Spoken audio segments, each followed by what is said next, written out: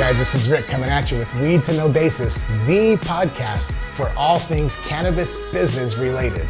Are you an entrepreneur? Have something you wanted to create, something you wanted to bring to life in the cannabis industry? Maybe you've always wanted to partake in one of the biggest industries in modern day history. This is the podcast to listen to. Hey guys, this is Rick, and you're listening to or watching Weed to No Basis. It's the world's only media channel dedicated to the cannabis startup entrepreneur. So you're listening because, especially this episode, it's kind of special. It is. And I'll be honest, it's likely special to a lot more people for a lot of different reasons, but it's special to me, especially as a cannabis entrepreneur, because it's 420. Now, 420, it's one of those numbers that it might mean something different to a lot of people. So if you had asked me about this, say 5 or 6 years ago, I would have thought it's a date, April 20th, it's a time, 4:20 p.m., 4:20 a.m. But what's happened is, as we've grown and morphed and ascended and learned more about the cannabis industry, you likely realize that 420 has a much different meaning. So the question is, what does it mean? I mean, people wear t-shirts say 420, and usually it'll refer to somebody being high or somebody smoking weed or basically marijuana. And you would not be too far from the truth. But the truth is, guys, like I said, a few years ago, I had no idea what this meant, like none. No idea what the hell 420 was. Why was this relevant? Was it folklore? Was it, like in Hispanic culture, we talk about La Llorona, and does it really exist? And is it some made up thing? And the truth is, it could very well be made up, but there is a story around it. And you're about to hear it. Because if you're listening to this, like I said, you have a weed to no basis. So 420 refers to a time of the day. It also refers to a group of high school kids back in Northern California in the early 70s. I want to say, you guys can Google this or Wikipedia this and get the very distinct details, but 420, the lore and the story behind the meaning of 420 as it's understood today comes from a bunch of high school kids back in the 70s. I want to say 1971 or 72, so that would put me about 4 or 5 years old, and where the story emerges from is Northern California. And funny or funny peculiar is we moved to Northern California when I was about 2nd or 3rd grade. I lived actually in Seaside, Monterey Bay, just outside of the San Francisco Bay, the Bay Area, for a while. So ironically, while this was happening, I was likely living in that same area and had no idea. And that's kind of one of the cool things. And that's why it makes me smile to this day, because when this story was happening, the genesis of the 420 story, I was likely living about an hour away. But here's the story, guys. And I'm recounting this from memory. And I'm by no means the 420 expert, okay? But apparently, there was this secret map of a stash of marijuana, of weed, of pot. Like, seriously.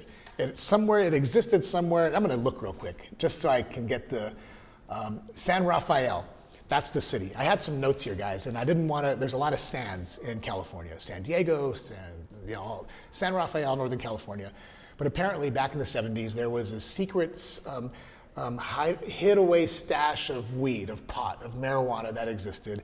And there was a bunch of high school kids, a group of kids that wanted to find it. So apparently there's a map involved, and the map was going to direct them and tell them where to find it, and they were going to have, I guess, weed for days or weeks, and it's kind of crazy. Guys, I'm really thinking about this because not too long ago my kids were in high school, and I'm thinking this could very well have been my children. But so these high school kids, guys, a lot like the Goonies. Remember the movie Goonies? Yeah, even Chris is back there. Guys, you never know. Maybe Goonies was based on the Waldos. And the Waldos, I'm going to tell you about the Waldos. But when I read this story and I read it over and over again, I kept thinking about the Goonies, like the movie, the Goonies. So if you've never seen the Goonies, guys, check it out, because you're probably watching the real true story of 420. But anyway, these high school kids wanted to find the stash. And so wherever this map came in, they either drew it or found it, and who knows if it was from a pirate or I don't know where the map came from. But the only time they could actually go looking for this stash of weed was after school at 4:20. So, and back then school was different. I know because I was in grade school and elementary and high school back in the 70s and 80s, but it was generally from 8 to 3:30 or 9 to 4, whatever it is, but they couldn't go on their weed hunt until school ended, which was at 4:20. So at 4:20, they would meet at a certain place, whether it was the track field, the playground, whatever it was, and they would pull out this fictional or real hand-drawn, whatever map they got from a pirate, who knows where, and they would go on this weed-seeking mission. That's where the story came from, but really I mentioned the Waldos because they called themselves the Waldos. And I think they had all these code words and things so that nobody really knew what these kids were doing. I mean, imagine.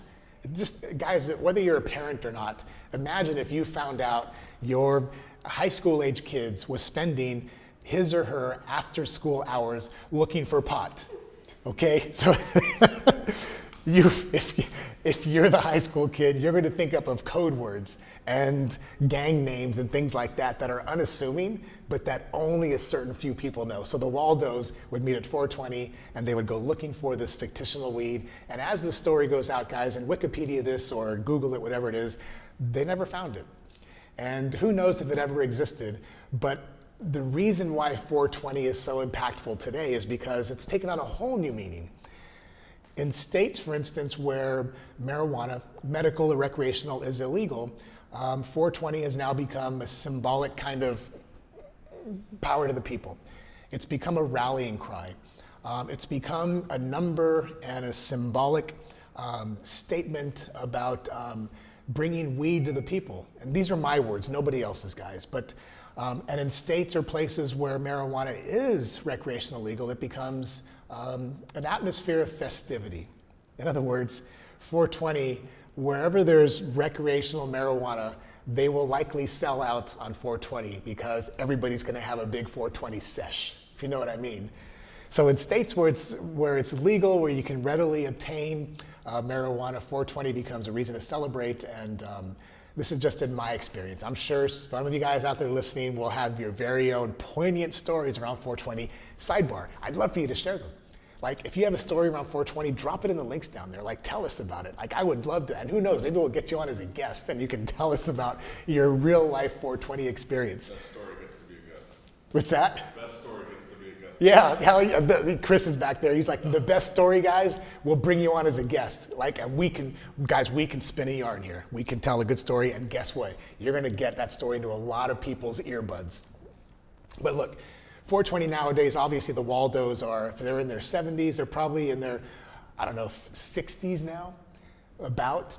And they really exist. If you were to look up the Waldos, I even think that they did like a reunion, and they're all like older dudes. And they have a little bit of gray hair and stuff. And I don't know if they smoke weed today or not, but the Waldos really do exist. But back to 420 today.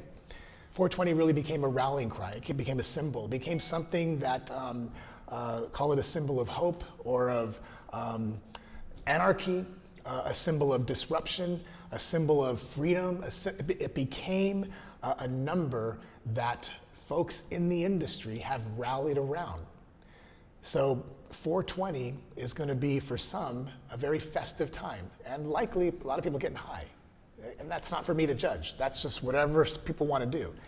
But it'll also mean for the people, say in Texas, it's going to be a rallying cry. Or the people in a state where it's not legal medicinally or recreationally, it's going to be a rallying cry as now's the time. 420 is the day, 420 is the moment, 420 is the hour, 420 is the minute. And it started with a bunch of high school kids back in NorCal in 1971, a group of kids who were on a crazy Goonie-style mission to find weed. Guys, that's the story. I'm sticking to it. By all means, you can fact check me. I'm delivering this straight from memory. Having taken a deep dive into the industry over the last few years, I've definitely learned as much as I can. And I know darn well that there's a lot of folks out there who know more about the nuances of marijuana than I do. I know that. And I know there are folks out there who have been in the industry a lot longer than I have, right? But that's not what we're here to do. We're here to just disseminate information, talk to you about the industry today, And the essence of it, let me just give you our mission here at Weed to Know Basis, to help 1,000 cannabis entrepreneurs achieve success by 2025. And sometimes, guys, we take a little bit of sidebar to have these 420 moments, share stories, and I'm really serious. If you have a 420 story, drop it in the links below. Share it on our YouTube channel, iTunes, comment, and the best story, guys, we'll have you on. Have my word. Thanks for tuning in today, guys. This is our 420 episode, short, sweet, simple. Be safe on 420, whether you're listening to this on 421 or 419 or in 2020, make sure you stay safe on 420. Remember, power to the people, 420's here, you heard the story. Thanks for listening. If you're here on Weed to Know Basis, because you too are on a Weed to Know Basis. Peace and love from San Antonio, Texas.